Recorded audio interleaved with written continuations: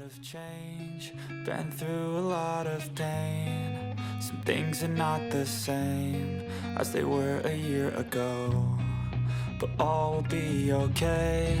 I move on each and every day. The past is where it stays, way back a year ago. CPTPP, 발음도 매우 어렵고 이름만 들어서는 무슨 내용인지도 알기 어려운 협정을 지금 한국 정부가 추진 중입니다. 지난주 옥천군에서도 농민회가 규탄 성명을 내기도 했는데요. 26일에는 가덕도 신공항 건설 추진 계획이 국무회의에서 의결되었습니다.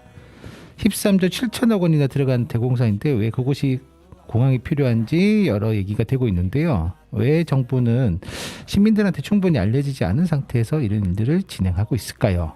우리 의회가 한번 알아봅니다. The past is where it stays, way back a year ago.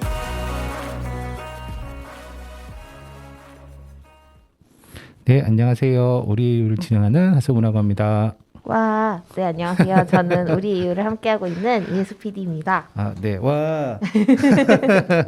박사님 오랜만에 뵈니까 또 네. 반가워요. 그러게요. 네. 좋네요. 저희는 이렇게 반가운데 네. 한국 사회도 좀 반가운 소식들이 많으면 좋을 것 같은데. 그러게요. 그래요. 저희도 좀 이렇게 밝고 행복한 이야기를 전하면 참 좋을 것 같다는 맞아요. 생각이 드는데요. 오늘도 역시나 밝고 행복한 얘기보다는 조금 저희가 고민을 해봐야 되는 문제를 얘기를 하려고 합니다. CPTPP. 네. 네. SPD님은 많이 들어보셨나요? 신문 기사나 이런 데서 가끔 봤습니다. 네.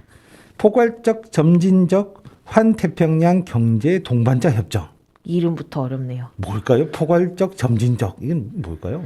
보통 FTA는 보통 이렇게 양자 체결이 주로였고 한국도 보시면 FTA가 뭐 한국, 미국, 한국, 칠레 이런 식으로 했는데 얘는 이제 10개 넘는 국가들이 다 이렇게 해가지고 하고 당연히 여러 개가 하니까 한꺼번에 우르르 다 뭐가 하기 힘드니까 이제 속도를 조절하는 건데 어쨌든 여기 보시면은 메가 FTA라고 부르죠. 네. 하고 있고 한국이 지금 여기에 우리도 좀 끼워달라 이렇게 하고 있는데요.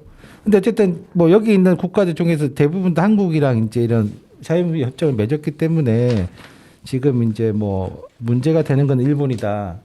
여기가 가입하려면 만장일치로 동의를 해줘야 되기 때문에 하는데 어쨌든 일본이 저희랑 요즘 사이가 별로 안 좋죠. 네. 그래서 아마 인수위에 있는 지금 국민의힘당 관계자들이 일본으로 간 이유도 제가 보기로는 아마 뭐 한일 관계 조절도 있겠지만 요 문제도 아마 같이 논의하지 않을까 싶은데요. 네. 근데 문제는 이게 그래서 뭘 어떻게 하겠다는지를 그럼 사람들한테 설명을 해줘야 되는 거잖아요. 그렇죠, 그렇죠. 근데 제가 볼 때 이 예전에 한미 FTA를 보시면 TV 광고도 하고 하여튼 좀 긴 시간 동안 홍보를 굉장히 많이 했죠.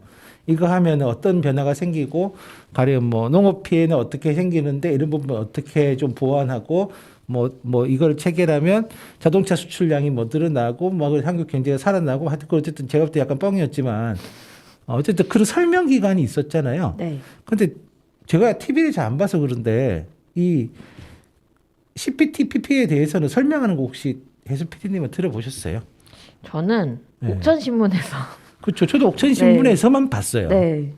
중앙일간지에서도 그러니까 이게 신문에서 기사로 다뤄주는 건 당연히 다뤄줘야 되는 거고 네. 정부는 그 외에 설명할 의무가 있잖아요. 그렇죠. 그 설명은 한 번도 못 본 것 같아요. 뭐 가령 뭐 광고를 한다든지 이 정도면 사실은 TV 광고도 해야 되겠죠. 그렇죠, 그렇죠. TV 광고도 하고 사실 뭐 SNS나 아니면 요즘 워낙 TV 안 보고 유튜브를 많이 보니까 유튜브를 통해서라도 아주 적극적으로 대국민 홍보를 해야 될 텐데 저는 사실 개인적으로는 본 적이 없어요. 그래서 이게 참 난감한 문제인데요. 원래 이게 FTA라고 하는 게 기본 FTA가 뭘까요? FTA. 자유무역 협정이 뭘까요? 자유무역 협정이요? 네. 말 그대로 자유롭게 서로 협정을 맺은 나라들끼리는 무역을 자유롭게 할 수 있도록 하는 뭔가 관세를 낮추거나 그렇죠. 좀 더 쉽게 자원이 오고 갈 수 있도록 하는 협정이겠죠. 맞아요. 그럼 좋은 걸까요? 어, 이런 황당한 질문은. 그게 꼭 좋다고만 하기에는 어렵다고 생각합니다. 네. 그러니까 보통 보면 이제 이게 그러니까 이 자유무역이라고 하는 게 사실 이제 시장주의자들이 아주 일반적이게 하는 세계의 논리죠. 그러니까 각각의 나라에서 생산되는 생산물이 다르고 그리고 생산되는 비용도 다르니까 한 나라가 돈을 많이 들여서 특정 작물을 생산하는 것보다는 여러 나라가 동시에 해가지고 싸게 많이 생산해서 두루두루 경제적 이익을 나누면 모두가 행복해질 수 있다. 이게 이제 일반적인 시장의 완전 시장의 논리. 네. 이고 그러면서 이제 일종의 그렇게 되면 각 나라가 비교유의가 되는 물건들이 생길 거다. 그렇죠, 그렇죠. 그래서 이제 비교유의가 낮은 거는 좀 이렇게 이 산업이 쇠퇴하는 대신에 비교유의가 높은 것들이 살아나면서 전체적으로는 고르게 분배될 것이다. 뭐 이런 논리예요. 마지막이 너무 틀린 것 같아요. 그렇죠. 뭐 우리가 아는 낙수 효과 이런 것도 사실은 이제 물 이렇게 부으면 졸졸졸 흘러내리니까 결국 밑에까지 다 이렇게 물이 닿는다 이런 논리인데 이게 이론적으로 이런데 실제로는 이런 일이 잘 안 벌어진단 말이에요. 그리고 사실 실제로는 시장을 하시는 분들도 알아요. 왜냐하면 이게 산업이라고 하는 게 이게 무슨 뭐 옛날에 제가 했던 옛날에 게임은 심시티 이런 건데 요즘은 안 해서 심시티 아세요? 알아요. 역시 대단하신데. 알기만 합니다. 그러니까 저기 도시를 이렇게 네. 자기 마음대로 조합하는 근데 약간 이게 전지적 신의 관점에서 할 수 있는 거잖아요. 근데 인간 사회는 신이 아니기 때문에 그러니까 이 산업이 쇠퇴할 거니까 여기서 사람 쭉 빼가지고 이 산업 할 거니까 이쪽 일자리 집어넣고 뭐 이렇게 되는 게 아니고 그렇죠. 사실 뭐 자동차 만드는 사람이 갑자기 농사 짓기 당연히 힘들고 농사 짓던 사람이 갑자기 자동차 만들기 힘들고 그렇죠. 그러니까 그런 거에서는 당연히 이제 이 각자의 개성과 적성과 뭐 이런 여러 가지 사회적 조건과 임금의 차이와 뭐 이런 게 있단 말이죠. 노동행 조건의 차이도 있고 그러면 사실 이런 것들은 비교 우위라고 말을 하지만 결국은 특정 산업만 살리게 되고 나머지 산업을 다 쇠퇴시키는 걸 정당화시키는 논리로 이제 쓰이게 됩니다. 어쨌든 한미 FTA부터 계속 FTA에서 한국 정부 계속 치운 입장은 한국의 농업 비교율가 낮다라는. 네. 그렇죠. 그리고 농업 속에서도 일종의 이제 가령 특정 뭐 황금 작물이나 아니면 특정 축산이나 이런 것들을 가지고 얘기를 하는데 문제는 이제 그런 것들이 잘 우리 뜻대로 안 되는 것들이 되게 많다라고 생각을 합니다. 그래서 이제 반대가 되게 심하죠. 저희 옥천에서도 반대가 네. 목소리가 나오고 그때 기사에도 보면 있는데요. 옥천에서 얘기하는 어쨌든 보면 이제 이런 거죠. 옥천군에 따르면 2004년에서 2016년 자유무역 협정에 따른 국내 포도폐원 농가 수가 812호. 그리고 포도폐원 농가에 지원된 누적 폐원 지원금은 243억 원 상당. 이 외에도 우리 고장에서는 블루베리, 아로니아 이런 것들이 피해를 이미 봤다라는 거죠. 이미. 네. 근데 이제 이게 되면 이제 또 볼 거라는 건데. 일단 농민들도 잘 모르신다고 또 들었어요. 맞아요. 네. 네. 왜냐면 이게 되게 협정이라고 하는 게 한두 쪽이 아니라 어마어마한 양의 협정 내용이 담긴단 말이죠. 네. 포괄적이니까 더 그렇겠죠. 그럼 어떻게 될까요?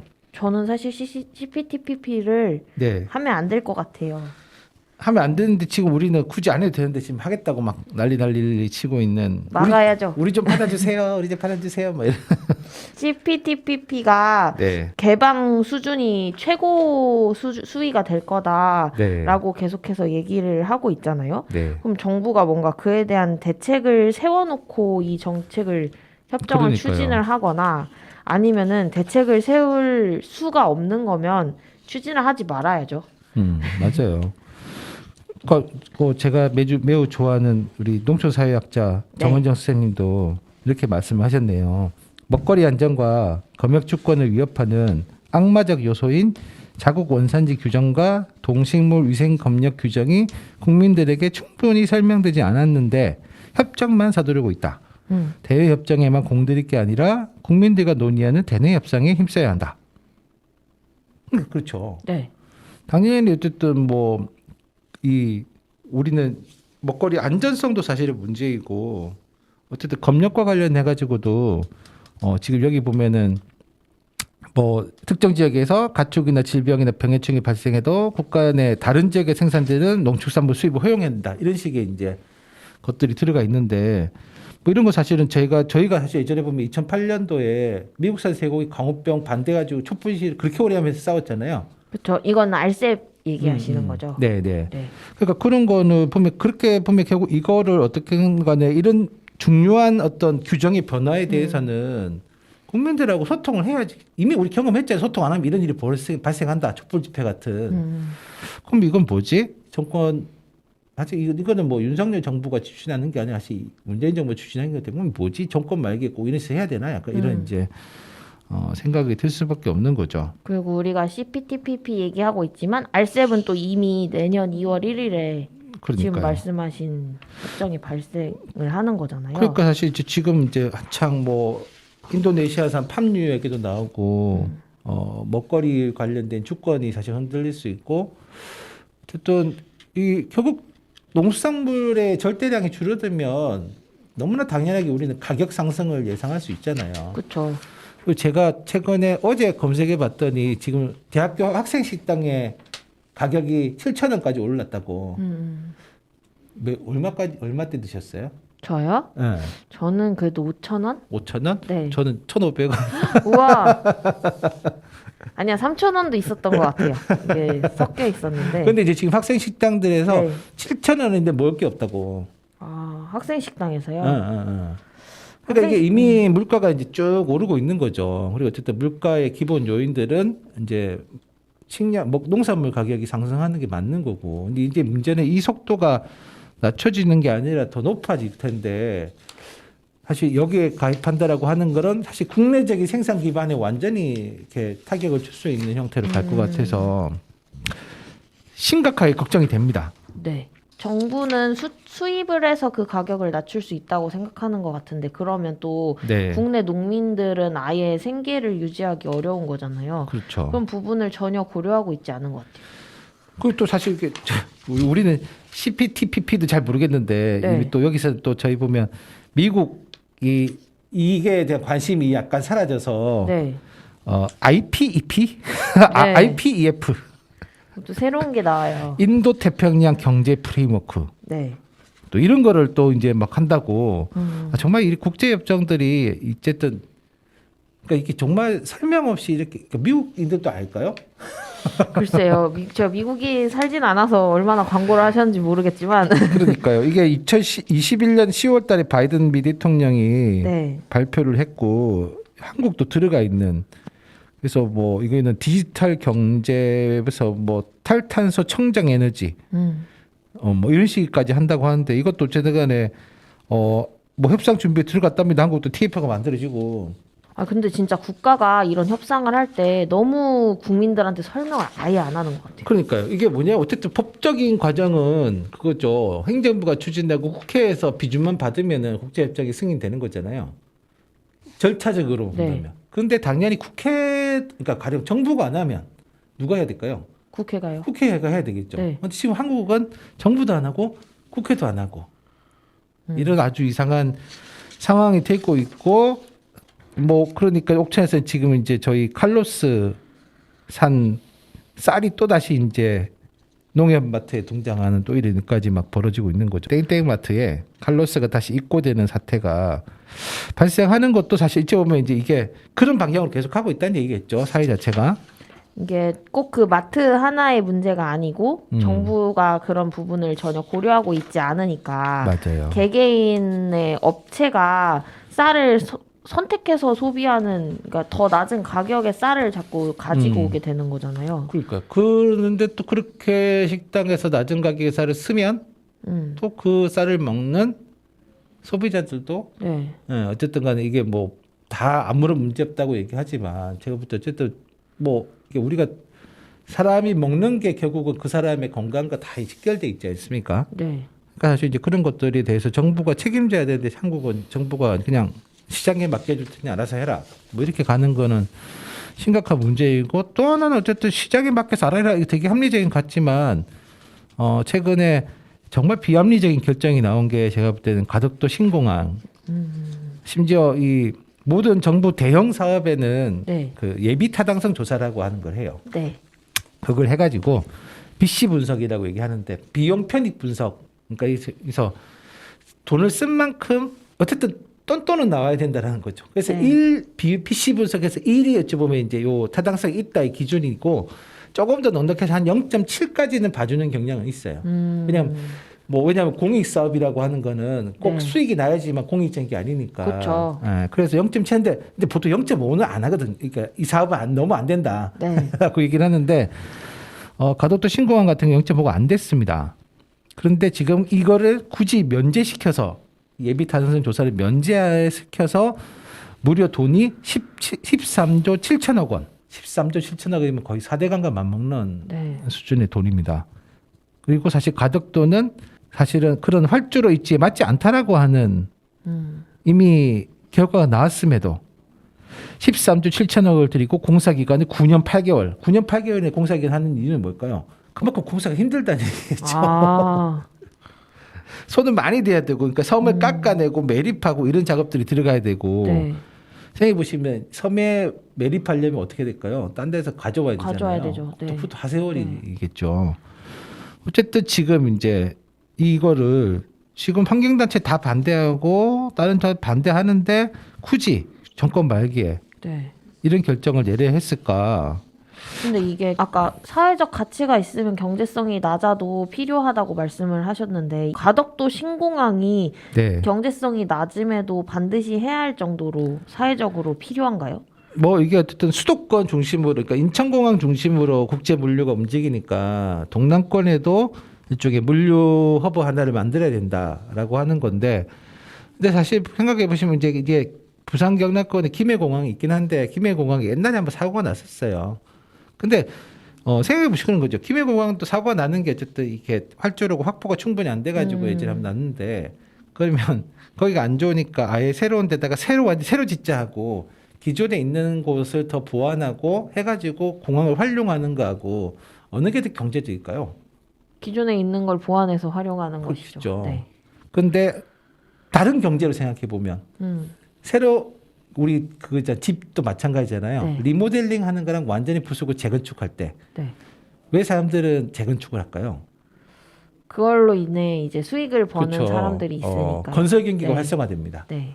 4대강도 사실 보면은 많은 사람들이 경제적으로 좋아질 거라고 한 거는 건설 경기가 살아날 거다는 얘기예요. 가덕도 신공항과 또 제가 볼 때는 비슷한 그 얘기는 한국이 예전에 보면 한국 같은 나라를 어떻게 부르냐면 국민 총생산에서 건설 경기가 차지하는 비중이 20% 정도 넘는 곳은 토건국가라고 부릅니다. 왜냐하면 거기는 건설 경기가 살아나야지만 경기가 살아나는 거죠. 그러니까 한국도 여전히 보면 토건국가의 이쪽에 경제 체질을 못 벗어나고 있는 상태라고 볼 수가 있는 거죠. 뭐 부산 이런 데 가면 이제 막 플래카드 엄청 붙여놨어요. 가덕도 신공항. 그리고 신공항이 옛날부터 사실은 네. 노무현 정부 때부터 얘기가 되어 왔었어요. 네. 동남권 신공항 필요하다. 근데 다 타당성이 없어가지고 그래서 입지가 뭐 여기 가덕도도 얘기도 했었고 대구도 얘기도 했었고 뭐 이런 얘기 있었거든요. 근데 다 예비 타당성 조사에서 타당성이 없다고 결론이 났어요. 네. 근데 이게 대통령 선거 때마다 항상 공약이 올라왔거든요. 아. 왜냐면 이게 돈 많이 들어가잖아요. 네. 그러니까 지역에서는 이제 이게 지역 경기를 살릴 방법이다. 그리고 최근에는 이 가덕도 신공항은 부울경 메가시티의 또 이제 물류의 중심입니다. 그러니까 이게 사실은 보면 그런 거죠. 그러니까 참 이게 그러니까 저는 정말 필요한 사업이라면 진짜 어떤 뭐 대통령이 책임을 지고 자기 명운을 걸고 할 수는 있다고 생각을 해요. 근데 어쨌든 그거에 대해서 충분히 논의하고 충분한 정보를 공개하고 네. 하고 시작을 하는 게 맞잖아요. 이게 그쵸, 그쵸. 특히 대형 국책 사업들은 정치적으로 타협도 해야 되고. 그러니까요. 근데 이런 식으로 밀어붙여 가지고 진행하는 게 사실 저는 어떤 의미가 있을까? 그리고 특히 지금 어쨌든 저희 기후 위기 시대 아닙니까? 네. 이제 항공 산업을 약간 퇴출시켜야 된다라고 하는 목소리가 한참 높아지고. 유럽 같은 경우에는 지금 3시간 이내 거리는 비행기를 운영하지 그러니까 그 항공사들 지원해 준 조건이 3시간 내에 노선은 다 폐기시켜라. 그러니까 3시간 이상 되는 장거리 노선만 국내에서도 장거리 노선만 한 얘기거든요. 3시간이면 한국은 비행기 다 폐기시켜야 돼요. 그렇죠. 3시간이면 뭐 외국 가야죠, 그냥. 그러니까요. 그러니까 그렇게 지금 논의되고 있는 게 약간 추세인데 그래서 이제 보통 철도 중심에 이제 그러니까 탄소를 조금 덜 배출하는 물류 같은 것도. 그런데 이제 한국은 굳이 가덕도 신공항을 만들어서 경제를 살리겠다라고 하는 네. 이건 참 문제인데 근데 재밌는 건 어쨌든 문재인 정부, 윤석열 정부 둘 다 찬성. 이거 둘 다 빨리 하자라는 입장입니다. 그렇군요. 네. 근데 재밌는 건 둘 다 어쨌든 간 임기 내에 완공이 안 된다는 거죠. 저는 이렇게 행정에서 결정을 하는 게 좀 무책임하다는 생각이 들어요.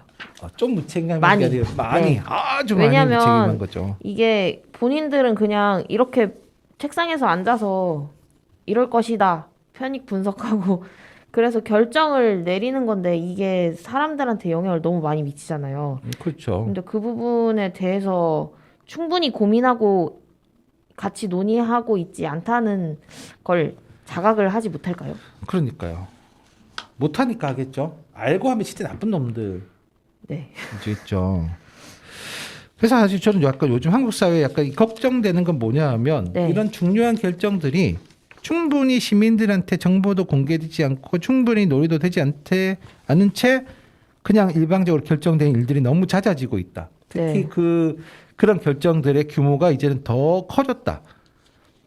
그리고 사실은 13조면 생각해 보시면 저희 코로나 이게 온 사람들한테 쓰인다면 훨씬 더 효과를 쓰일 돈인데 전국민 재난지원금. 네. 지금 어느 게 진짜 우리한테 우선적일까 이런 거에 대한 판단이 필요한데 그런 판단을 너무 정치권에서 일방적으로 진행이 된다. 그래서 아마 제가 볼 때 이거는 이런 식으로 계속 가면 진짜 한국은 이제 민주주의 국가라고 얘기하기도 네. 좀 어려운 나라가 되지 않을까라는 깊은 우려, 깊은 우려가 듭니다. 네.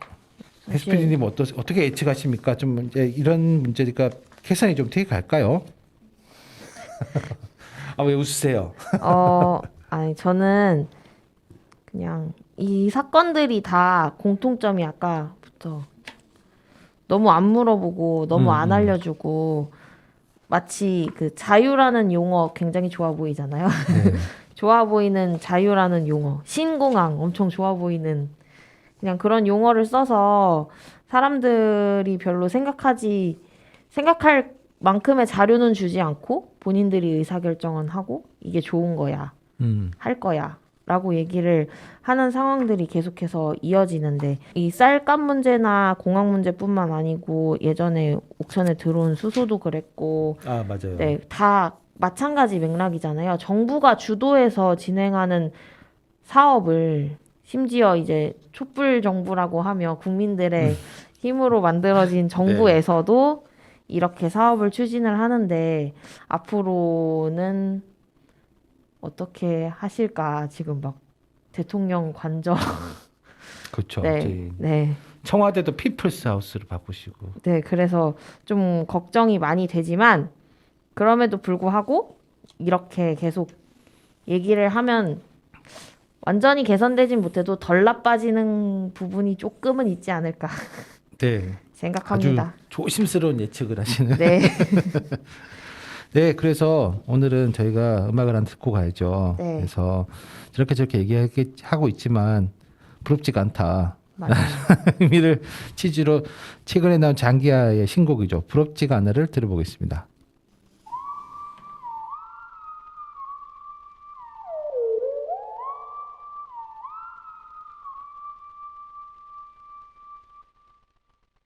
야, 너네 자랑하고 싶은 거 있으면 얼마든지 해. 난 괜찮아. 왜냐면 난 부럽지가 않아. 한 개도 부럽지가 않아. 너네 자랑하고 싶은 거 있으면 얼마든지 해. 난 괜찮아. 왜냐면 난 부럽지가 않아. 전혀 부럽지가 않아. 네가 가진 게 많겠니? 내가 가진 게 많겠니? 난 잘 모르겠지만 한번 우리가 이렇게 한번 머리를 맞대고 생각을 해보자고. 너한테 10만 원이 있고 나한테 100만 원이 있어. 그럼 상당히 너는 내가 부럽겠지. 짜증나겠지. 근데 입장을 한번 바꿔서 우리가 생각을 해보자고. 나는 과연 네 덕분에 행복할까? 내가 더 많이 가져서 만족할까? 아니지, 세상에는 1000만 원을 가진 놈도 있지. 난 그 놈을 부러워하는 거야. 짜증나는 거야. 누가 더 짜증날까? 널까? 날까? 몰라 나는. 근데 세상에는 말이야, 부러움이라는 거를 모르는 놈도 있거든. 그게 누구냐면 바로 나야. 너네 자랑하고 싶은 거 있으면 얼마든지 해. 난 괜찮아. 왜냐면 난 부럽지가 않아. 한 개도 부럽지가 않아. 너네 자랑하고 싶은 거 있으면 얼마든지 해. 난 괜찮아. 왜냐면 난 부럽지가 않아. 전혀 부럽지가 않아.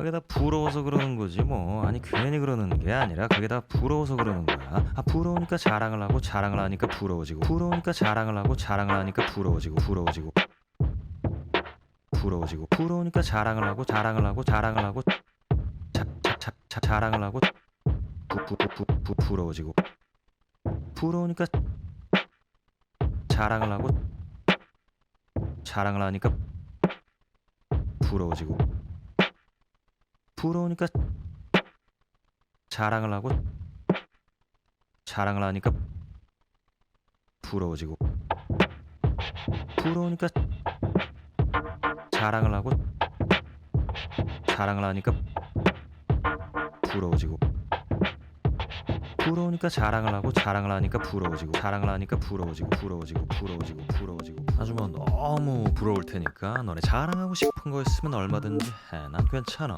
왜냐면 난 부럽지가 않아. 한 개도 부럽지가 않아. 어? 너네 자랑하고 싶은 거 있으면 얼마든지 해. 난 괜찮아. 왜냐면 난 부럽지가 않아. 전혀 부럽지가 않아. 어?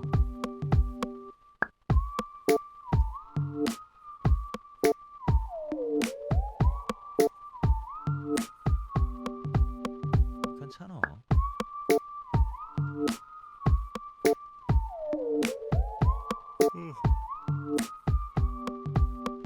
난 잔다.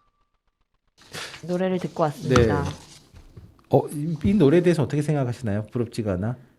아주 많은 사람들은 충격적이다는 얘기도 하던데. 이 노래요? 네. 충격적이진 않고 전 재밌다 이렇게 생각하면 새로운 장르를 개척했다. 네, 뭔가 말하는 것처럼 이제 장기하의 노래들이 굉장히 특이한 그렇죠. 경우가 많잖아요. 네. 그래서 이것도 재밌는 노래구나. 그렇죠. 아마 다른 사람이 불렀으면 욕 먹었을 것 같은데, 맞아요. 예, 장기하가 불러서 제가 볼 때는 이것도 장르지 이렇게. 살렸다. 그럴 수 있죠. 네. 이제 옥천의 소식으로 살펴보는 시간인데요. 저희 옥천신문에 났던 75리터 종량제 봉투 환경미화원 노동환경 개선에 초성 마련할까라고 하는 기사가 실렸는데요. 네. 이 기사 또 우리 ESPD님이 픽하신 네, 제가 기사이기도 합니다. 아니 제가 이 기사를 보고 너무 와닿는 거예요. 왜냐면 제가 처음에는 100리터 그런 걸 잘 모르고 사실 가정에서 그 100리터를 쓸 일이 거의 없거든요. 주로 이사하실 때 네. 쓰죠. 네. 그래서 거의 이 정도 크기의 쓰레기 봉투를 쓸 일이 없으니까 안 쓰다가 이제 방송국이 생기고 여기에 쓰레기 봉투를 그렇죠. 사야 되는데 네. 25리터는 아무리 봐도 우리 쓰레기통이 작을 것 같고 그래서 처음으로 같이 집었던 게 100리터였거든요. 근데 뭐가 이렇게 색깔도 다 두꺼우니까 아무래도 맞아요. 약간 투명도도 다르고 그래서 이거 굉장히 빳빳한 아이네 이 정도로 생각을 하고 쓰레기통에 넣었습니다. 그랬는데 거기에 쓰레기를 꽉 채우고 갈아야 되는 그때 진짜 이거를 어떻게 배출해야 되지? 진짜 그러게요. 끙끙거리면서 가지고 갔거든요. 근데 이거를 저는 그렇게 가끔 나르는 건데 매일같이 쓰레기 봉투가 꽉 찬 봉투를 나르셔야 했던 거잖아요. 그리고 맞아요. 100리터 쓰레기 봉투가 방송국에서는 음식물 같은 비중이 높지 않으니까 물의 비중이 높지 않으니까 그래도 무게가 상대적으로 가벼웠을 텐데 식당가 이런 데서 사용하는 음식물 쓰레기 봉투는 정말 무거울 거란 말이죠. 그렇죠. 그래서 그걸 매일같이 나르시는 환경위원들이 이 75리터가 생겼다는 거는 그래도 조금은 다행이다라는 생각이 들면서 여기 또 써 있잖아요. 노동환경 개선에 초석 마련할까라는 제목을 보면서 이걸 시작으로 뭔가 개선의 시작이 되면 좋겠다 이런 생각이 맞아요. 들었어요. 그러니까 저도 옥천에 오고 있는데 깜짝 놀랐던 게 뭐냐면 음식물 쓰레기를 그냥 일반 쓰레기 봉투에 넣어서 버리라고 한다. 그쵸. 딴 데는 그렇게 버리면 안 처벌한다는데 네. 여기는 안 그렇게 버리면 처벌한다라는 얘기 듣고 깜짝 놀랐죠. 그러니까 사실 이게 뭐냐면 결국 음식물 쓰레기가 들어간다는 얘기는 젖은 쓰레기가 들어간다는 거고 그러면 이거는 마른 쓰레기보다 엄청 많은 무게를 가질 수밖에 없잖아요. 그렇죠. 그러니까 사실은 100리터 봉투를 만들었다라고 하는 거는 그러려면 사실 뭐냐면 이거는 완전히 건조된 것들만 들어갈 수 있고 그러면 어쨌든 환경부 이 상한대로 25kg 이하가 될 텐데 물론 그래도 제가 볼 때 뭐 이렇게 여기 인터뷰 있는 것처럼 장판 이런 것들은 또 무게가 달라지죠. 엄청 무거워요. 그러니까 이제 아예 어떤 특정한 재활용 시스템을 다 갖춰놓고 진짜 일반 쓰레기는 타는 쓰레기 혹은 이렇게 소각해야 될 쓰레기 가벼운 것들 이렇게 넣는 다음에 제가 볼 때는 100리터 가능한데 그런 것들에 대한 규제가 전혀 없는 상태에서 100리터를 하면 사실 이제 진짜 2배, 3배 무게가 나갈 수밖에 없는 거고 들어 올리시는 입장에서는 이제 네. 그러니까 부상을 당할 수밖에 없는 거죠. 그리고 또 매일같이 그렇게 하시잖아요. 그래서 그런지 예전에 이제 기사 같은데 보면은 100리터 쓰레기 봉투가 꼭 필요한가에 대해서 여러 A, B, C의 네, 네. 이야기가 담겨 있더라고요. 맞아요. 네. 막 보면은 100리터는 아무래도 음식물 쓰레기를 같이 담는데 사용하는 입장에서도 빨리 버릴 수도 없다. 그리고 50리터에다 김치를 꽉 담아 배출하는 사람도 봤는데 용량을 줄여도 그렇게 네, 맞아요. 배출을 하면 저희 동네에서 네. 봤어요. 김장철 어마어마하게 팍 채워가지고 버리시면 그 무게 엄청 나가거든요. 네. 그래서 말씀하신 것처럼 옥천이 혼합 배출을 하기 때문에 100리터를 없애야 한다라는 맞아요. 이야기를 근데 이게 2020년 5월 기사거든요. 아하. 근데 올해 2년이나 걸렸어요. 그러니까요.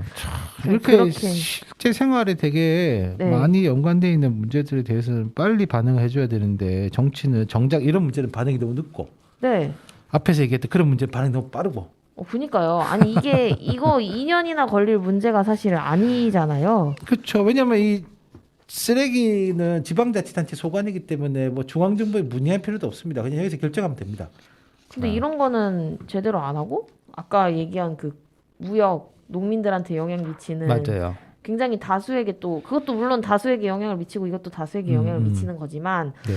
그런 결정은 그렇게 순식간에 그리고 또 이제 보내주신 기사를 보면 이제 그런 문제가 있습니다. 그럼 이렇게 근무 환경을 짜놨으면 노동조건 네. 짜놨으면 그럼 노동자들이 부상을 입지는 않은지 이런 것들을 꼼꼼하게 잘 살펴줘야 되는데 문제는 이런 환경미화원들의 근골격계 유해 요인 조사. 네. 그러니까 일종의 어쨌든 근육을 써야 되고 하니까 어쨌든 근육과 뼈와 관련돼 가지고 그런 요인들을 하는 조사를 해야 되는데 네. 어쨌든 지금은 또 우리는 옥천구는 쓰레기를 다 민간 위탁으로 하니까 그 위탁 업체들이 그걸 잘 하는지 꼼꼼하게 잘 하는지 이런 것들을 군이 감시를 해야 되겠죠. 그쵸. 관리를 잘해야 되겠죠. 네. 잘하고 있을까요? 잘하고 있으면 이렇게 기사들이 계속해서 나오지 않아도 되겠죠. 그러니까요. 이거는 법에 따라서 반드시 해야만 되는 거잖아요. 3년에 한 번씩 반드시 근골격계 유해인 조사를 해야 되고 이를 안 하면 5년 이하의 징역 또는 5천만 원 이하의 벌금. 그러니까 이거는 이제 안 하면 범죄란 얘기인데 네. 그럼 당연히 군의 입장에서는 범죄를 업체가 저지르지 않도록 잘 관리 감독을 해서 실제로 범죄를 저질렀을 경우에는 응당 그에 맞는 처벌을 해야 되겠죠. 네. 그러니까 이때 잘해야 되는데 아까 말씀하신 것처럼 잘 안 해서 이미 2020년에 기사가 나왔단 말이죠. 그렇죠. 그렇죠. 2022년은 잘하고 있을까요? 2022년은 글쎄요. 아직 안 하고 있지 않을까요? 그러니까 저희 집에서도 갖고 싶으면 어쨌든 이게 2인 1조로 오시잖아요. 네. 운전 한 분은 운전하시고 한 분은 이제 진짜 약간 노동강도 엄청 세죠. 이거 연결해가지고 요즘 그나마 이제 다행히 이제 요 박스 안에 든 거는 기계로 이렇게 들어가지고 이렇게 집어넣긴 하는데 사실 그 뒤에 발판이 올라가지고 계속 다니기도 힘들고 네. 그러면 사실 이런 것들 좀 제대로 된 노동 조건을 그러니까 이게 아까 얘기하신 쓰레기 봉투 100리터짜리가 없어지면 그러면 이제 일하시기가 좋은 게 아니라 100리터짜리 없어져도 여전히 위험한 노동 계속 위험한 노동이 맞아요. 되는 거죠. 그래서 그러면, 3인 1조 작업을 해야 된다고 전에 기사에도 나와 있더라고요. 그렇죠. 2인 1조는 너무 높은 노동 강도가 네. 있는 거죠. 그래서 이거는 어쨌든 간에 뭐 이게 어떻게 봐도 그래요. 이게 사각지대라서 뒤에서 이렇게 쓰레기 하시고 있으면 운전석에 있는 사람은 안 보이잖아요. 그러면 진짜로 만약에 사고가 발생했을 때 모를 수 있단 말이죠. 네. 그럼 어쨌든 그렇게 해야 되는데 왜 안 할까요? 지난 기사에 따르면요. 네. 군은 예산을 문제로 삼아서 네. 재활용차 3인 1조 도입을 미뤘다라고 되어 있어요. 그러니까요. 네. 저희 지난번에 환경과 예산 받잖아요. 네. 환경과 예산 중에서 사실은 이 자원순환 관리 예산이 적지는 않지만 사실 예산이 너무 빡빡해서 못 쓸 정도다. 그리고 저희 봤다시피 굳이 꼭 안 해도 되는 사업들 같은 경우는 그걸 빼서 오히려 왜냐면 이게 꼭 이 청소 노동자들의 노동 조건을 좋게 만드는 것만이 아니라 그게 잘 되면 제가 볼 때 결과적으로는 어쨌든 이 쓰레기를 자원을 순환시킬 수 있는 시스템이 갖춰지는 거잖아요. 네. 그럼 돈을 쓸 때는 팍팍 써야 되는데 팍팍 써야 되죠. 팍팍. 근데 왜 팍팍 안 쓸까요? 옥창구는. 그러니까요. 이거 환경미화는 근데 사실 여기도 계속 나오지만 직접 고용해야 되는 부분이잖아요. 맞아요. 우리가 환경미화는 누가 봐도 공적인 영역의 일이잖아요. 그렇죠. 그게 환경미화원의 원 없이 우리 동네가 이렇게 유지가 될 수 있을까요? 그러니까 이게 원래 보면 그 필수 노동은 직접 고용하는 게 원칙이거든요. 네. 원래 다른 동네에서는 이도 사실 문제인데 다른 동네에서는 원래 직접 고용했다가도 지금 자꾸 위탁으로 넘기려고 하거든요. 왜 그런가요? 딱 보시면은 위험한 노동이고 필수적인데 위험한 노동이고 관리 책임의 부담감이 있어요. 그거는 책무를 다하지 않는 거 아닌가요, 그냥? 그러니까 우리가 그냥 상식적으로 따지면 네. 그런 업무면 당연히 네. 공공으로 맡아서 하는 게 맞죠. 그쵸. 위험하기도 하고 네. 어쨌든 노동 조건도 힘드니까. 네. 그런데 한국은 자꾸 뭐냐면 그런 관리 부담을 안 지고 싶어하는 행정이 그걸 외면하려고 하는. 그러니까 가장 쉬운 방법이 뭐냐면 민간 위탁을 주는 거죠.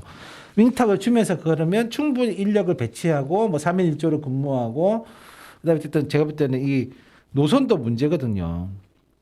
하루에 4사람이 돌 수 있고 처리할 수 있는 쓰레기 용량이라고 하는 게 있는데 네. 사실 또 그냥 일반 주민 입장에서는 그냥 막 내놓잖아요. 그럼 이걸 어쨌든 간에 적절한 시간대에 청소를 하려면 어쨌든 간에 이게 좀 뭐 노선도 잘 만들어지고 사실 차량도 더 늘어나고 해야지만 이제 이게 네. 갈 수가 있는 거죠. 근데 이걸 사실 다 하려면 업체는 안 하려고 그러겠죠.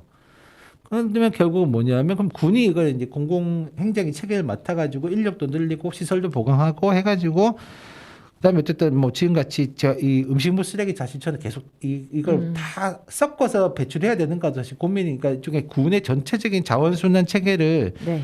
재설계하는 작업이 필요하고 이거는 사실 지자체가 반드시 풀어야 되는 네.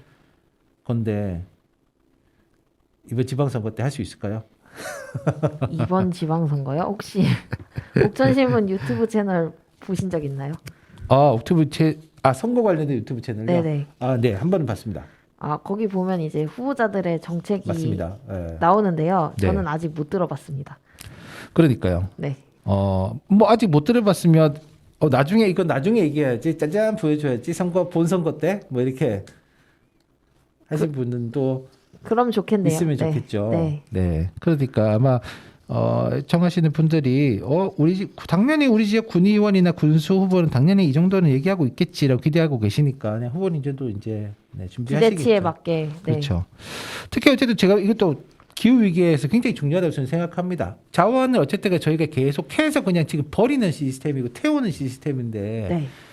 지속 가능하지 않은 거죠. 자원을 재활용할 수 있는 건 재활용하고 사실 투명 PT병 재활용 이제 하지만 이것도 어쨌든 간에 그렇게 잘 갖춰진 체계를 좀 만들어야지 사실은 이제 이게 진짜 실질적인 효과를 거둘 수 있기 때문에 저는 자원순환 관련된 부분은 진짜 좀 대대적인 투자가 필요한 어쨌든 이런 청소 노동에 대해서도 이걸 그냥 하는 게 아니라 좀 대대적인 투자를 해서 저는 좋은 노동으로 만들 필요가 있다고 생각합니다. 그러니까 지역에서 청소 노동하고 환경미화원 하는 것들이 사실 공적으로 되게 필요한 일을 해주면 그쵸. 되게 저는 감사한 일이라고 네. 생각하거든요.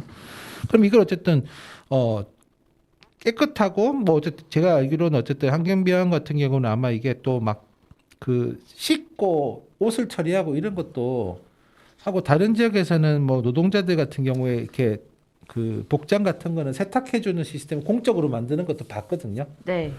그러니까 사실 저는 그런 것도 좀 저희가 옥천군이 고민해봐야 되지 않겠냐. 예산으로 핑계대는 시대는 저는 약간 지나갔다고 생각합니다. 예산 많이 있잖아요. 그럼요. 저희 네. 또 이제 예산 보겠지만 예산은 항상 늘어나지 않습니까? 네. 그럼 이 늘어난 예산을 어떻게 쓸 거냐. 이거에 대해서는 좀 지방 정부가 제대로 정책을 펴야 된다. 자꾸 주민들이 잘 알지 못하는 이상한 사업 하려고 하지 말고 좀 주민들한테 꼭 필요하고 반드시 써야 되는 부분에 예산을 잘 투입하면 오히려 저는 그게 실제로 삶의 질을 높이는 데 더 효과적이지 않을까? 네. 그리고 어쨌든 이분들 다 옥천 주민이시잖아요. 그렇죠. 다 옥천 주민이죠. 그러니까 주민들의 삶을 개선시키는 일에 지자체가 안 나서면 누가 나서겠습니까? 와. 잘 되겠죠? 네.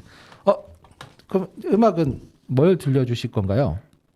이제 그래도 75리터로 바꾼 건 2년이나 걸렸지만 그래도 지금이라도 해서 잘했다. 그렇죠. 잘했죠. 그리고 앞으로 이걸 바탕으로 환경미화원들의 노동 환경을 개선해서 환경미화원들의 노동 환경이 개선되면 당연히 옥천산 주민들의 삶도 개선이 될 테니까. 그럼요. 네. 그런 의미에서 NCT 드림의 We Go Up 듣고 오겠습니다.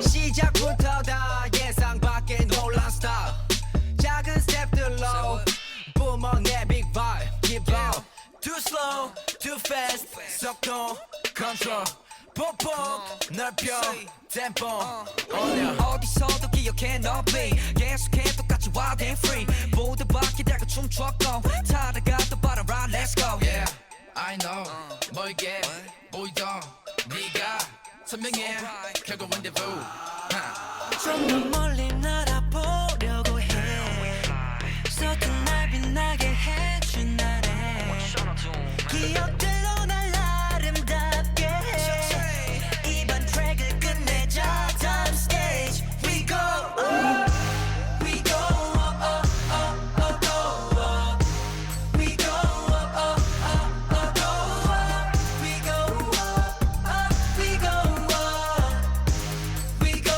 up We go up 빛들 위에서 보인 게 받지만 하면 샷 달콤한 풍선껌 이젠 다시 번내 시간 가도 식지 않을 걸 뭐만 사려 Don't play We go 아무리 빨리 달려도 we don't run out 밤과 낮의 차이 상관없이 stay alive Look time fly we fly 변화와 timing 순식간 달라 everyday 두렵지 않을 수 있는 이유 나를 바라보는 네 두 눈 그것만이 날 자유롭게 해 이번 트랙을 끝내자 Down stage We go up We go up up up up go up We go up up up up go up We go up up We go up We go up We go up 끝은 없어 지켜봐줘 더 높이 천천히 올라가 그 땅 위에서 너에게 외쳐 I need you right here 좀 더 멀리 날아보려고 해 서툰 날 빛나게 해준 날에 기억들로 날 아름답게 해 이번 트랙을 끝내자 Down stage We go up We go up up up up go up We go up up up up go up And we go and we go We go up We go up We go up 네. 위고 무슨 뜻이죠? 우리는 위로 간다? 아하, 그렇군요. 네. 저희는 이제 그럼 예산으로 가볼까요? 좋습니다. 자, 옥천구는 돈이 없어서 못한다고 얘기했다는데, 자, 옥천구는 어떻게 돈을 쓰는지 봅시다. 저희 지난번에 이제 2021년도, 22년도 1차 추경 네. 2차에서 세입이 뭐가 늘어난지 봤었거든요. 네. 그때 봤다시피 지방세 수입은 변동이 없고 세외 수입에서 8.1%, 세외 수입이 18억 정도가 늘어났고요. 네. 그 다음에 많이 늘어났던 게 사실 주로 이제 지방교부세, 지방교부세가 41억, 조정교부금이 그러니까 도에서 들어온 조정교부금이 59억, 사업에 대한 보조금이 112억, 그 다음에 보전 수입 등 내부 거래에서 들어온 게 79억, 이렇게 해가지고 310억이 늘어났습니다. 네. 자, 예산은 모두 늘 그렇듯이 돈이 늘어나기만 하는 게 아니라 늘어난 만큼 반드시 세출을 맞춰줘야 됩니다. 네. 예산서는 항상 빵원이 돼야 되는 거죠. 그러니까 당연히 어떻게 됐을까요? 310억과 관련돼 있는 돈을 쓰는 사업도 새로 생기거나 아니면 기존 사업 예산이 늘어났겠죠. 네. 네. 그러면 이제 오늘은 뭐가 늘어났는지를 구체적으로는 다음번에 봐야 될 것 같고요. 네. 전체적인 윤곽을 조금 살피는 시간이 될 것 같습니다. 맞습니다. 그래서 예산서는 보시면은 지난번에 말씀드렸지만 기능별, 성질별, 조직별 예산서가 있고요. 네. 오늘은 주로 기능별 예산과 성질별 예산을 가지고 이야기를 드릴까 합니다. 왜냐하면 조직별은 이제 구체적으로 해서 어떤 사업에 돈이 늘어나는지를 이제 저희가 봐야 되니까요. 네. 그래서 세출 총괄표에 보시면 기능별 세출 총괄표를 보시면 네. 이거는 뭐냐면 이제 부문별로 나눠진 예산입니다. 그래서 보시면 어디가 늘어났냐면 일반 공공행정에서 예산이 10억 정도가 늘어났고요. 이 10억이 어디서 주로 많이 늘어나는 곳은 일반 행정에서 10억 정도가 늘었습니다. 네. 일반 행정에서 10억은 어떤 돈이 늘어났을까요? 일반 공공행정에서요. 네. 일반 행정에서 넣은 게 뭐죠? 일단 여기 눈에 띄는 거는 입법 선거관리인데 그 밑에 일반 행정. 그러니까요. 근데 사실 약간 일반 행정에서 추경 1차 때 이렇게 예산이 늘어난 거는 네. 조금 안 좋은 거기도 합니다. 왜냐하면 행정 예산은 사실 큰 변동이 없거든요. 뭐가 물- 늘어난 거죠? 그러니까 이거 한번 나중에 저희가 봐야 되는 거죠. 네. 뭐 아마 그럴 수도 있습니다. 뭐 공공 일자리가 늘어났거나 어쨌든 사람이 좀 늘어나서 있는데 어쨌든 뭐 이건 확인해 봐야 되니까요. 네. 어쨌든 행정 예산은 변동이 없는 게 좋은 건데 왜냐하면 크게 예측에서 빗나갈 게 없어서 행정 예산이 변동된 거는 조금 따져봐야 되고요. 두 번째로 보시면 공공 질서 및 안전에서 재난 방지 및 민방위 예산이 13억이 늘어났습니다. 이것도 예측하지 못했던 쪽은 아닐 텐데 왜 굳이 또 늘어났을까 잘 모르겠는데 봐야 될 것 같고요. 네. 이게 참 안타까운 일이죠. 보시면 교육, 평생 직업교육 예산은 빵원이에요. 빵원입니다. 네. 그 전에도 구성비가 0.62%밖에 안 됐는데요. 빵원이 되다 보니까 비율이 더 떨어졌습니다. 0.58%. 교육에 관심이 정말 없나 봐요. 그러니까 이거 어떻게 해야 될까요? 이거 왜 이럴까요? 아니 돈이 더 무슨 생겼, 일이에요? 310억이 더 생겼는데 여기 빵원? 그니까요. 굉장히 자 일단 우리의 마음을 억누르면서 네. 다시 이제 일단 교육은 빵원입니다. 두 번에 문화 및 관광 예산 보시면 20억 정도가 늘어났습니다. 문화예술 쪽에서 4억 정도가 늘었고요. 네. 관광 예산이 10억이 늘었고요. 체육 예산이 3억, 네. 문화재 예산이 2억이 늘었습니다. 관광이 엄청 늘었네요. 그렇죠. 관광이 뭐가 늘었을까요? 글쎄요. 아직 그렇죠. 모르겠습니다. 저희가 한번 나중에 살펴봐야 되겠죠. 네. 사실 문화 및 관광 예산이 20억이나 늘었는데 사실 중에서 그냥 10억만 교육 예산에 투입한다면 네. 좋겠죠. 근데 교육해서 근데 이게 예산을 쓰는 방식이 관광에 그냥 투여할 게 아니고 교육 예산으로 써서 마을 지역 자원을 청소년들이 요새 탐험하는 것도 많이 하잖아요. 네. 그런 쪽으로 쓰면 그 외부 관광은 아니지만 자체 관광은 되지 않을까. 그럼요. 네. 그렇게 사업을 구성하면은 네. 되는 거죠. 교육이라고 하는 것들을 꼭 돈을 지출한 예산만이 아니라 이게 결국은 잘 되면 다른 네. 쪽 효과가 있을 거잖아요. 그니까요. 근데 교육이 빵이네요. 하여튼 기분은 나쁘지만 좀 이제 넘어가고. 넘어가고. 자 이제 환경 예산이 56억이 늘었습니다. 56억이 늘었으면 아까 환경미화원 이런 거 할 수 있을 텐데 문제는 56억 중에서 46억은 상하수도 수질 예산으로 늘어난 겁니다. 네. 이것도 그냥 이거는 보조 사업비가 늘어난 거일 수도 있는데요. 중앙정부에 내려오는 어쨌든 이것도 확인해 봐야 되고요. 폐기물 관련 예산은 1억이 늘었습니다. 그때 저희가 봤을 때 폐기물 관련 등이 거의 민간 위탁이 이쪽이라 가지고 이 1억이 또 뭐가 늘은지 제가 나중에 봐야 될 것 같고요. 네. 뭐 대기 예산은 거의 안 늘었고 그다음에 자연 예산이 7억이 늘었습니다. 그리고 가장 많은 액수로 늘어난 거 사회복지 쪽이 어쨌든 100억 정도가 늘어났는데요. 여기서도 좀 이게 좀 특이하다 얘기하면 기초생활보장에서 오히려 200만 원이 줄었습니다. 네. 그리고 취약계층 지원이 73억으로 늘어났고요. 보육 가족 및 여성 예산이 2억 늘어났고 네. 노인 청소년 예산이 24억 늘었습니다. 자, 오. 24억 중에 청소년 예산은 얼마일까요? 살펴봐야겠네요. 네. 네, 보통 이렇게 늘어나면 거의 다 노인 예산이 되는데요. 어쨌든 봐야 되고 노동 관련 예산은 1,800만 오히려 줄었고요. 보훈 예산은 5,100만 원 늘었습니다. 그러니까 어쨌든 전체적으로 보시면 취약계층과 노인 청소년 예산 지원 이게 증가분이 거의 97억 정도 됩니다. 네. 거의 사회복지 다라는 얘기죠. 뭐 잘 쓰면 다행인데. 그렇죠. 뭐 취약계층 지원은 이거는 마찬가지로 정부 보조 사업이 늘어났을 수 있는데 네. 노인 청소년 예산 24억. 저희가 이 중에서 얼마나 청소년 예산이 늘어났는지 한번 봐야 되겠죠. 네.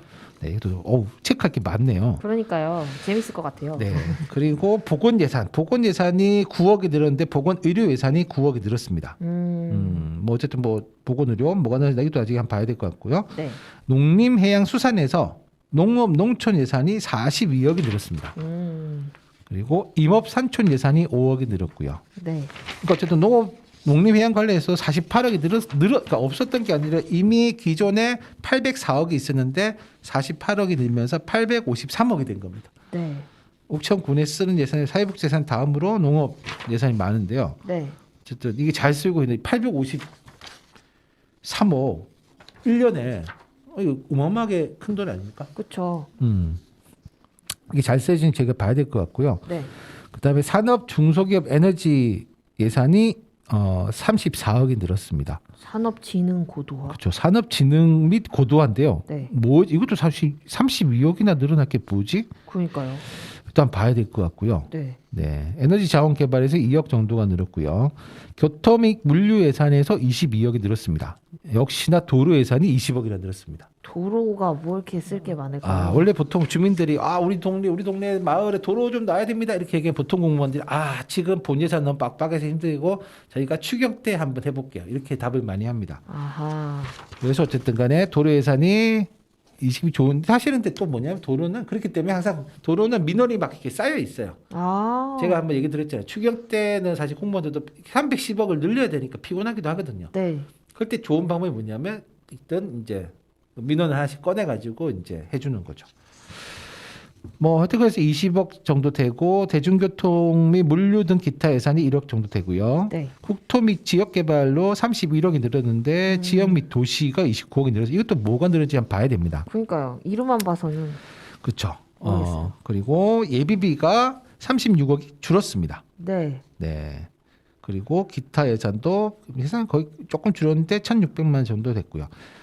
어쨌든 그러면 어떻게 뭐냐면 이제 그런 거죠. 그러니까 예비비가 80억 있었는데 43억으로 줄었다는 얘기는 네. 예비할 필요가 딱히 없는 어떤 줄이니까 실제로 보면 예산 증가량은 이제 세입 증가량 따져 보시면 전체적으로 이렇게 보면 돈이 되게 많이 늘어난 거죠. 그러면 이제 이 돈을 어떻게 잘 쓰는가 이게 되게 중요한데요. 네. 어쨌든 지금 저희가 기능비 예산 봤을 때는 이거 뭐지 좀 이제 확인해 봐야 될 거 많이 늘어났다. 네. 라고 생각하시면 되고 또 하나 이걸 이제 예산서를 보는 방법 중에 어쨌든 성질별 예산이라고 하는 게 있어요. 이건 뭐냐면 이제 돈의 쓰임새. 아까 보시면 이건 다 부문이잖아요. 네. 아까 보시면 뭐 문화, 관광. 근데 이거는 인건비, 물건비 이런 식으로 이제 돼 있는 건데요. 이것도 마찬가지로 세출 총괄표, 성지표 예산 총괄표를 보시면 이렇게 돼 있습니다. 310억이 증가가 똑같고요. 네. 그럼 뭐가 증가했을까? 일단 보시면 인건비에서 5억 6,900만 원이 증가했습니다. 그리고 보시면 이 5억 6,900만 원 인건비 중에서 누가 올랐나? 보시면 기간제 근로자 등 보수가 네. 6억 2,100만 원입니다. 이게 많이 뜻하는 거는 기간제 고용하는 사람 수가 늘어났다는 얘기겠죠. 네. 네, 그러니까 아까 저희가 얘기했던 일반 행정 예산이 늘었던 이유, 일반 행정 예산이 10억 정도가 늘었잖아요. 네. 그럼 그 중에서 일정 부분은 요 기간제 근로자가 증가한 걸로 저희가 약간 볼 수 있고요. 네. 그 다음에 있는 게 물건비. 음. 네. 물건비는 뭘까요? 근데 이게 물건만 있는 게 아니라 보시면 뭐 여비, 업무 추진비 뭐 다 그러니까요. 있어요. 의회비, 의정 활동비가 왜 물건비죠? 이거 어쨌든 의회는 거의 통으로 이렇게 다 빼가지고 예산을 쓰거든요. 그렇군요. 네. 그래서 보시면 물건비, 물건이라서 물건만 생각하시면 안 되고 사실상 운영비라고 생각하시면 돼요. 연구 개발비 같은 것도 있어요. 그래서 물건비가 44억이 증가했습니다. 음. 그 중에서 아주 일반 운영비, 사무 관리비가 27억 증가했고요. 네. 행사 운영비도 3억 4천 정도가 늘어났습니다. 그리고 뭐 여비는 280만 원이 줄었고요. 업무 추진 및 동일하고 직무 수행 경비 동일하고 의회비도 동일합니다. 네. 의회도 예산이 하나도 안 오르다는 얘기죠. 네. 네. 그리고 재료비도 200만 정도 올랐고 연구개발비가 12억이나 늘었습니다. 이게 뭘까요? 뭔가 연구를 하고 있나 봐요. 스스로 연구하지 않습니다. 옥천군청은 거의 대부분 다 연구 용역을 발주합니다. 네. 그 얘기는 뭐냐면 연구 용역을 발주했다는 얘기입니다. 추경 예산으로. 자, 그러면 이제 우리가 의문을 가질 수 있죠. 네. 보시면 연구 용역비가 11억 7천만 원이죠. 네. 연구 용역이라고 하는 거 올해 당장 사업을 하는 게 아니라 말 그대로 용역을 준 겁니다. 자, 그러면 올해 용역 안 해도 되잖아요. 네. 내년에 용역하고 싶어. 아주 물론 이게 이 용역이 저희가 확인 안 해봐서 정말 아주 시급한 부분일 수도 있는데 네. 그러면 사실 아까 전 환경미화원들 예산 없다 했을 때 연구 용역 관련된 것만 약간 미뤄도 11억이 생기잖아요. 그러니까 모든 돈의 쓰임은 결국 우선순위인데 이게 그래서 저는 돈이 있고 없다는 예산에서 별로 안 중요하다. 이 사업을 어느 정도의 군이 우선순위를 두고 있는지에 따라서 돈은 사실은 있고 없고가 아니라 돈은 준비될 수도 있고 준비 안 할 수도 있고 네. 이렇게 되는 거라 볼 수 있습니다. 하여튼 그래서 어쨌든 연구에 뭘 연구하려는지 한번 또 봐야 될 것 같고요. 그 다음에 있는 게 보시면 경상 이전 경비라고 있습니다.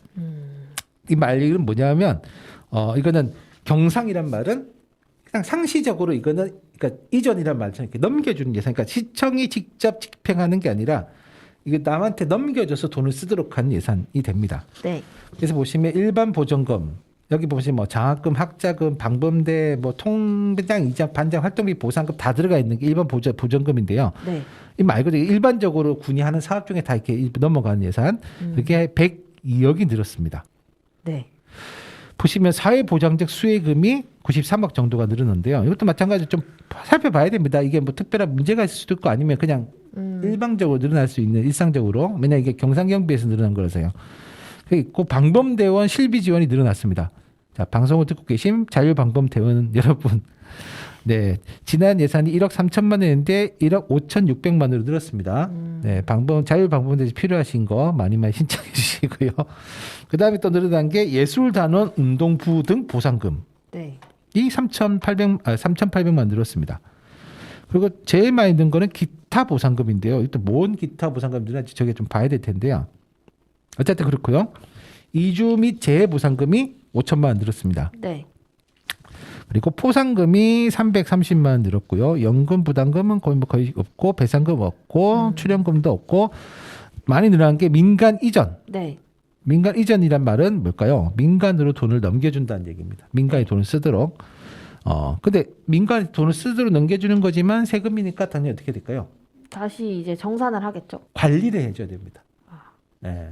관리. 네. 네. 가령 뭐 돈을 주면 이 돈은 어디서부터 나왔다. 네. 우리 사업하면은 항상 하잖아요. 후원 어디 뭐 이렇게 이름을 네. 쓰게 하잖아요. 그렇게 돼 있는. 보시면 민간 이전 경비가 26억이 늘어났는데요. 의료 및 의료비에서는 1억 5천, 민간 경상 사업 보조가 3억 1,900만 원. 이게 뭐냐면 민간 단체의 경상 사업 보조한 예산이 이만큼 늘어난 거예요. 원래 75억 있었는데 78억으로 늘었습니다. 네. 저희 그때 예산 한번 볼 때도 아니 뭐 이런 것까지 다 지원해줘야 되나요? 뭐 이런 얘기 했었잖아요. 네. 그런데 심지어 3억이 더 늘었습니다. 어쨌든 그렇다. 민간단체 법정 운영비 보조는 똑같고 민간 행사사업 보조도 3,800만 원 늘었습니다. 네. 행사도 더 늘어났고요. 민간 위탁금 또 마찬가지로 민간 넘겨준 돈이 14억이나 늘었어요. 네, 이게 굉장히 크네요. 네. 그러니까 이것도 어쨌든 간에 나중에 봐야 될 것 같고요. 네. 사회복지시설 법정 운영비 보조 이것도 6억이 늘었고요. 사회복지사업 보조도 1억이 늘었습니다. 네. 그렇게 해서 어쨌든 민간 요 경상 이전 예산에서 128억 정도가 늘었고요.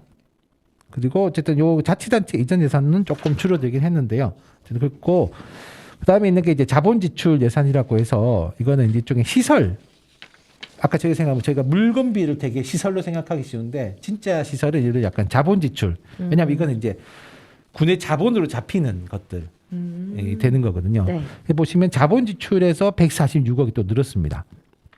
보시면 시설비 및 부대비, 그러니까 이미 군이 관리하고 있는 시설, 뭐 이런 것들에서 늘어난 게 114억 정도가 됩니다. 거기서 거의 많이 썼다는 얘기죠. 네.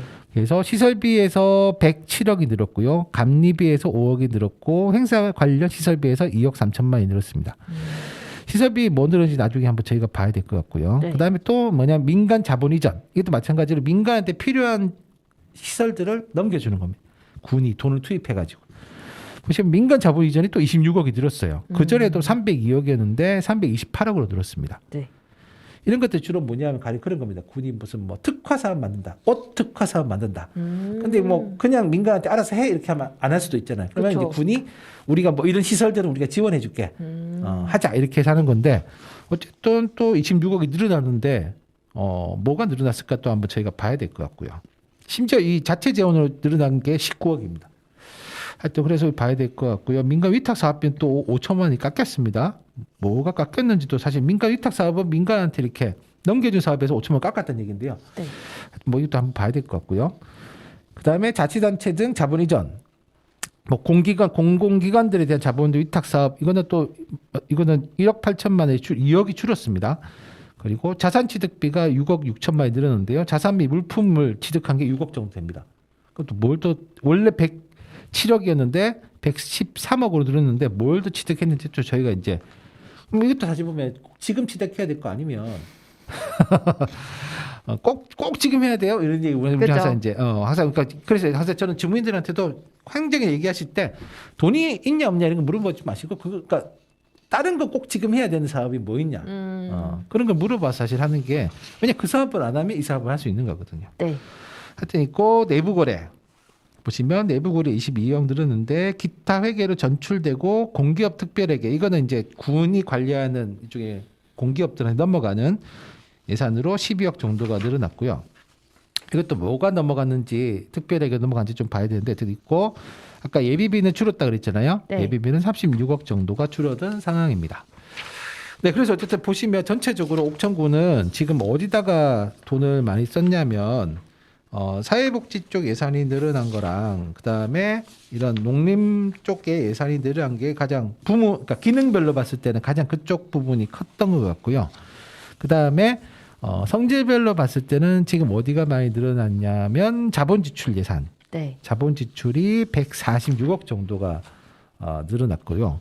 그래서 이런 자본 지출이 어디에 자본 지출이 됐는지를 저희가 한번 확인해 봐야 되는 것. 그다음에 경상 지출, 경상 이전 경비.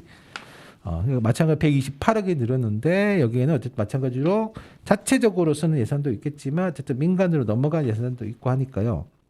또 어떻게 쓰는지를 저희가 이제 꼼꼼하게 봐야 되는데 꼼꼼하게 보는 거는 이제 조직별 예산서에서 저희가 이제 꼼꼼하게 볼 수 있을 것 같습니다. 네. 조직별 예산서는 다음 주에. 네, 다음 기회에 저희가 이제 꼼꼼하게 봐야 되니까. 네. 다음 기회. 혜수쌤은 어디가 가장 궁금하세요? 지금 조직별 예산이요? 아니 요 세출 늘어난 거에서 뭐가 제일 궁금해 보이세요? 네. 이게 좀 궁금한데 전 노인 청소년 예산이 노인 청소년 제일 이제 궁금했어요. 네. 노인 청소년 찍혔습니다 이제. 네. 아니 그거 너무 궁금했어요. 그냥 얼마나 늘었을까. 아니 뭐 일단 네. 24억이 늘었으니까요. 이게 보시면 단일 예산들은 적지 않은 금액입니다. 24억은. 네. 그리고 산업진흥 고도화도 대체 지역 및 도시. 네. 산업진흥 고도화. 네. 지역 및 도시 이런 명칭이 있는데 이걸로는 뭔지 알 수가 없으니까 보통은 여기 또 도로 예산이 가장 큽니다. 그럼 도로는 따로 있잖아요. 도로는 따로인데 그 도로를 어떤 목적으로 만드느냐. 뭐 도시 고속화 도로냐, 뭐 아니면 무슨 뭐 농로냐, 배수로냐, 뭐 이런 것들 다 다르거든요. 그거랑 저 연구개발비도 연구개발비 무슨 연구지? 그렇죠. 무슨 연구인지 너무 궁금합니다. 뭐 옥천군 청소년들의 꿈터를 만들기 위한 연구 용역 이런 건 되게 좋을 텐데 그렇죠? 그렇죠. 네, 아마 그렇게 시겠죠. 옥천군은 훌륭하니까. 웃으시면 제가 나쁜 말을 한 것처럼 돼요. 왜요? 아니 웃겨서 웃었어요. 네. 네. 그래서 이제 저희는 이제 이걸로 정리를 해야 되고 이제 마지막 노래를 들어보도록 하겠습니다. 마지막 노래는 싱어게인에서 데뷔를 했죠. 이무재님의 신호등이라는 노래를 들어보겠습니다. 네, 그러면 저희는 다음 시간에 만나겠습니다.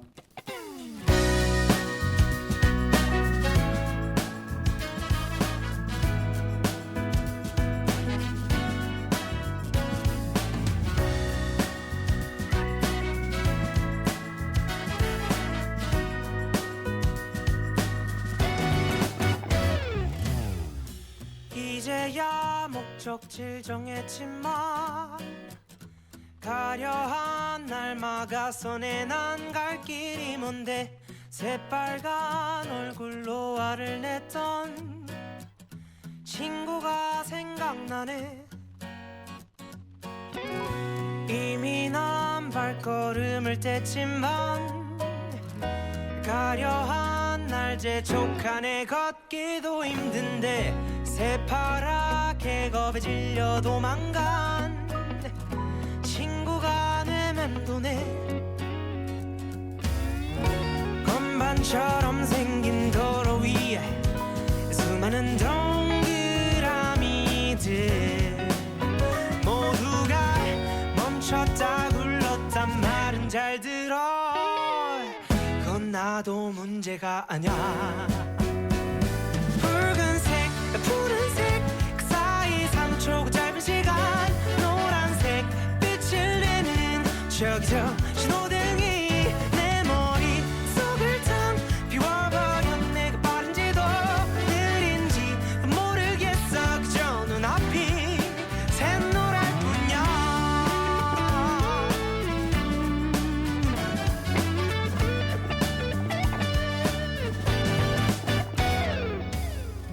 솔직히 말하자면 차라리 운전대를 못 잡던 어릴 때가 더 좋았었던 것 같아 그때는 함께 온 세상을 거닐 친구가 있었으니 건반처럼 생긴 도로 위에 수많은 조명들이 날 빠르게 번갈아가며 비추고 있지만 난 아직 초짜란 말야 붉은색 푸른색 그 사이 3초 짧은 시간 노란색 빛을 내는 저기 저 신호등이 내 머릿속을 텅 비워버렸네 그 빠른지도 느린지도 모르겠어 그저 눈앞이 샛노랄 뿐이야 꼬질꼬질한 사람이나 부자 곁엔 아무도 없는 삼색 조명과 이 색칠 위에 서있어 괴롭히지 마 붉은색 푸른색 그 사이 3초 그 짧은 시간 노란색 빛을 내는 저기 저